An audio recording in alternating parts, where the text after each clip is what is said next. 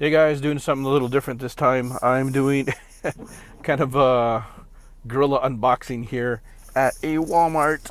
Outside of a Walmart, can you see it? I don't know, maybe. It's raining. It was kind of dreary. I got kind of lucky. They had Super Nintendo Classic Editions still available. Actually, I hadn't sold any because for whatever reason, they decided to hold off and sell them at 7 a.m. And I got here not too much before it, but yeah, they still had available slots in line, so I jumped in line and yeah, went ahead and picked one up. Now, I don't think, hopefully I can unbox this with one hand. I don't think it has, yeah, it doesn't even have a seal. You can just, yeah, so let's check it out. I'm kind of excited here.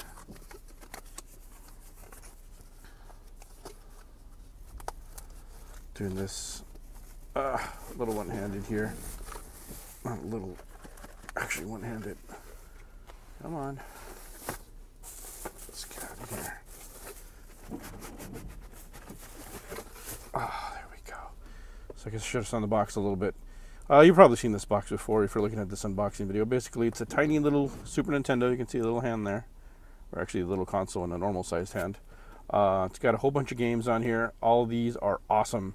Contra 3, Donkey Kong Country, Earthbound, Final Fantasy 3, F-Zero, on and on and on. You can see them there. You can find the list online. The big thing here is it's got Star Fox 2, which was a game that was apparently completed for the Super Nintendo, but they didn't release it because it was too close to the N64's launch, and I guess they didn't want to release another 3D game for the Super Nintendo for fear that it would dissuade people from buying the N64. They wanted them to buy into the N64 to get their 3D fix. So yeah, either that or it wasn't very good, but for whatever reason, the complete or near complete Star Fox was just yeah, left by the wayside. And it's really cool of them to actually include it in this Classic Edition, because otherwise we would have never had an official release. I've seen ROMs of it. I've seen people even make reproduction cartridges of it, but first time Nintendo's ever released Star Fox 2 in any incarnation. So that's pretty cool. All those games here are really good. The only thing that I would have probably changed, if I can't add any, is I would have probably have removed Kirby's Dream Course, which is just a mini golf game for Kirby, and added Chrono Trigger. That's about it. Everything else, very good picks. Final Fantasy 3, my all-time favorite RPG, and I even think that the Street Fighter version, Street Fighter 2 Turbo Hyper Fighting, is probably the best version on the Super Nintendo. Japan got the Super Street Fighter 2, which technically is later, but I feel like it doesn't play as good. If that Super Turbo, which never came on the Super Nintendo, that would have been great, but didn't get that on the Super Nintendo or Super Famicom, so Hyper Fighting I think was a good choice. So anyway, let's get to the console itself. Boy, it's pretty tiny.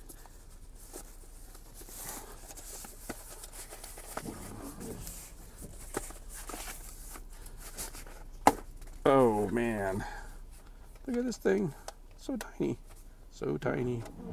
So one of the first things, one of the first questions I had when I saw that this was announced is obviously the cartridge slot is just, you know, a faux cartridge slot, doesn't actually do anything, is how are you going to plug in the controllers?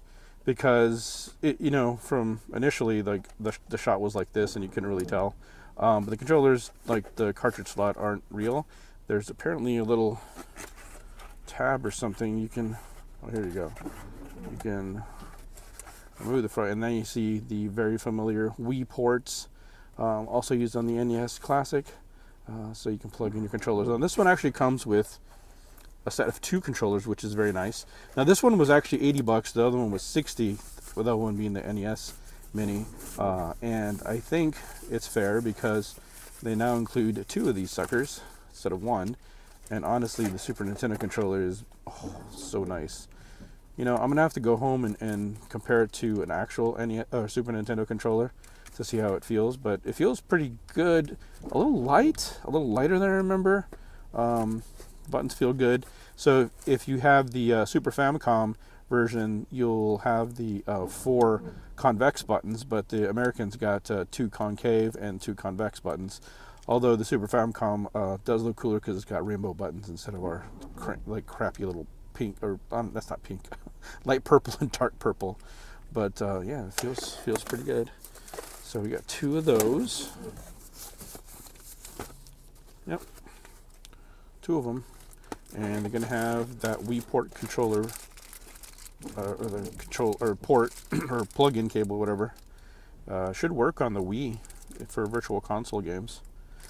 So yeah, cool. 2 of those, and a power supply, which is basically a USB. If it's just like the NES yeah. Well, where is it? Let's take it out.